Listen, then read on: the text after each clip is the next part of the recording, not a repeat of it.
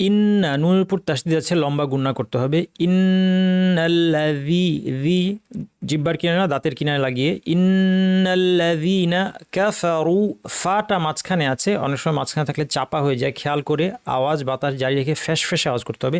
ক্যাফা ক্যাফা রু ভারী হবে, র পেশ রু, অনেকের রু বলেন, রু না রু, ক্যাফা রু।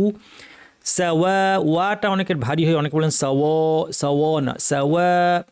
এখানে আলিফ আছে, এই আলিফের পর হামজা একই শব্দে মাদ মুত্তাসিল 2 আলিফ পরিমাণ টানতে হবে, অর্থাৎ মুসা বলতে যতটুকু সময় লাগে। সাওয়া উন, এখানে আমরা দেখতে পাচ্ছি তানউইনের পর আইন আছে, ইজহার করতে হবে, অর্থাৎ তানউইনটাকে, তানউইন বেসিক্যালি নুন সাকিন, একে স্বাভাবিকভাবে গুন্না না বাড়িয়ে পড়তে হবে। সাওয়া উন আলাইহিম আনযারতাহুম, এখানে 2টা হামজা শক্ত, তারপরে নুন সাকিনের পরে দাল ইখফা, অর্থাৎ দালের মাখরাজে জিব্বা নিয়ে নাক থেকে গুন্না করতে হবে।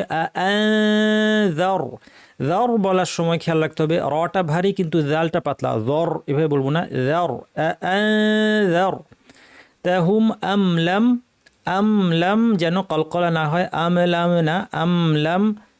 তুনজি একইভাবে একটু আগে যে ইখফা দেখলাম নুন সাকিন পরে দাল, তুনজির হুমলা, এখানে যেন হুমলা না হয়, মিমে কলকলা ছাড়া, হুমলা একটু টাইম দিব মিমকে, কারণ মিমের আওয়াজটা কিছুক্ষণ জারি থাকবে, তাওয়াসুত বলা হয়। হুমলা ইউ মিনুন, হামজা শক্ত এবং ওয়াও নুন মাদ আরিদ 1 2 3 আলিফ হতে পারে, 2 আলিফ পড়ে আমরা থামবো। আসুন এবার পুরোটা পড়ি।